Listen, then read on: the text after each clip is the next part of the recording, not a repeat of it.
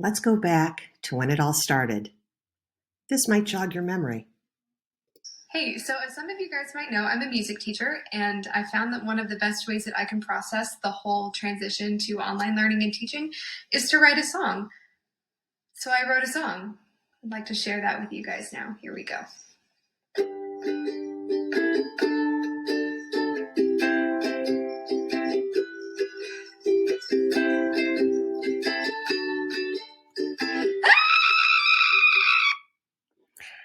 Yes, pandemic teaching was a real scream, wasn't it? Luckily, we've lived and learned how to do better. With that said, let's look at some components that help make remote instruction and even face-to-face instruction streamlined and more manageable. As a teacher, you have the content and you know how to teach it.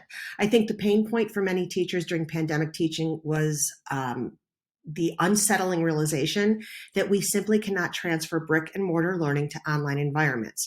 We had to rethink the way we'd always done things. It was difficult for sure, but we've learned quite a bit in 2 years. So let's consider some practical steps we can take to create considerate schedules, I love that term, for ourselves and our students.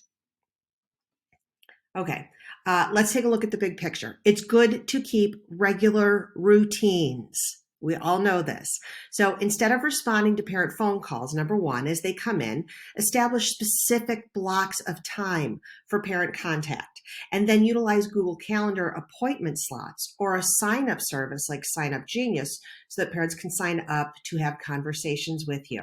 Block your time for that.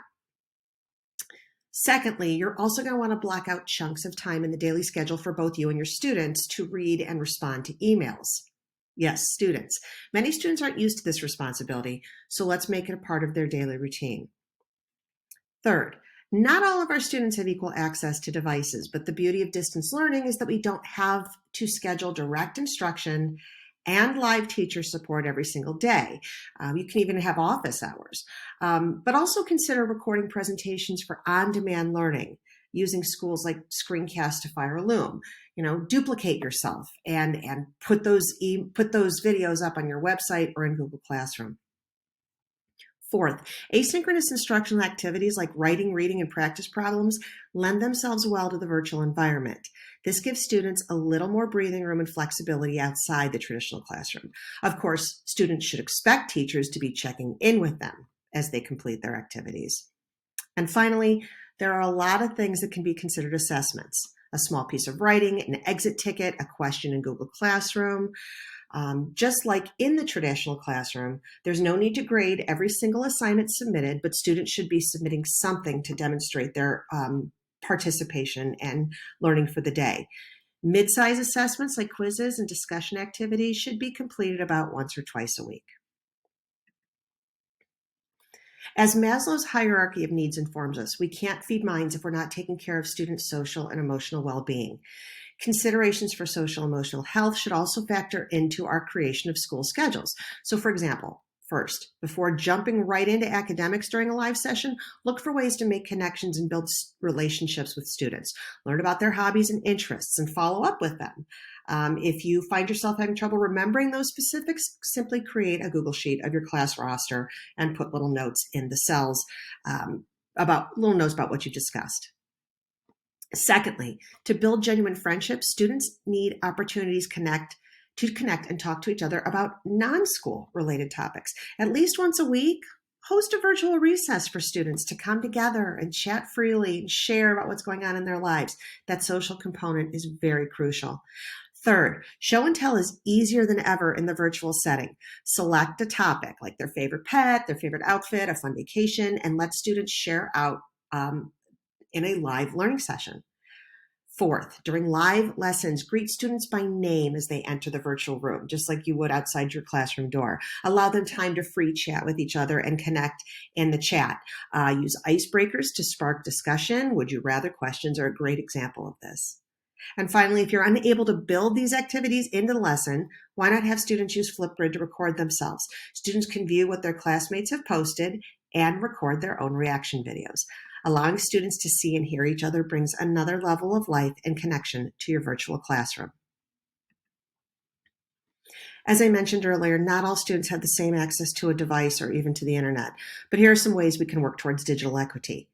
First, consider sending out a student needs survey in the beginning of the year or semester or a unit to assess who in your class may need extra support or alternative assignments. So questions like, do you have access to internet or cellular data to complete classwork? What device do you use? Laptop, tablet, phone? Do you have to share that device with other family members who are also completing schoolwork? Second, if students have devices but no access to Wi-Fi, many providers are offering free options. So you want to check with your administration to see what your school is specifically offering for families in need. And finally, for students who need it, print your readings and activities and just on paper packets, or consider downloading materials to a jump drive for those families who have limited internet access. Keeping in regular communication is essential, especially with online teaching. It builds community, accountability, and it provides a network of support. There are a few ways to do this and to share out your distance learning schedule. First, you should have a website. Create it, keep it, update it. That way parents and students know where they can go when they need information as opposed to the constant emailing back and forth with the same questions. Second, send out a weekly email or a newsletter. SMORE is a great idea for newsletters. Content should be brief. Maybe you could send it out at the beginning of the week and let students know what you expect from them in that upcoming week. And also, don't forget that copy of your distance learning schedule, like your calendar.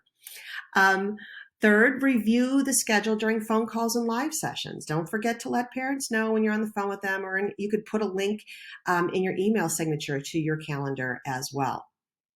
You could also use text updates. The Remind app is a free, easy-to-use tool for streamlining communication and sending quick text messages. You could send reminders about upcoming lessons, assessments, events.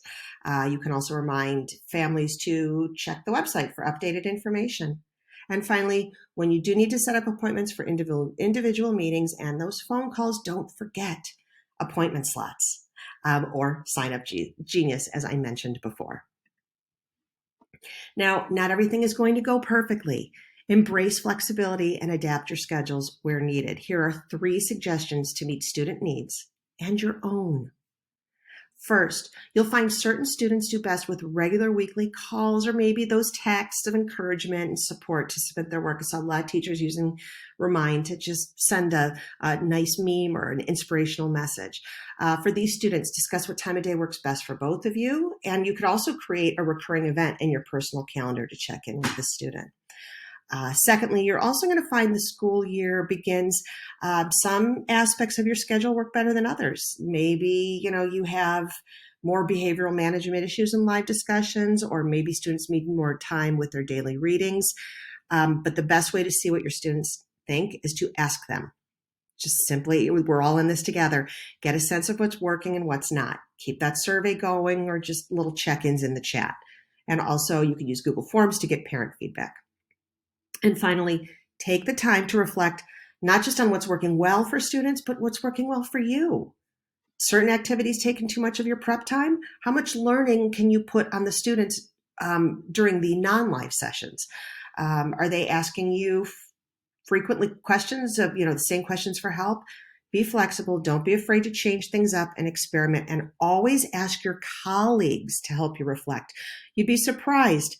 Once you open up the discussion, the sharing of ideas to see what works for them and their class and what doesn't. So incorporate their suggestions in a way that works for you. And that's not quite a short way to discuss ways to adapt your schedule, but these are the big picture issues that you need to think about before you even start planning curriculum. I hope this helps.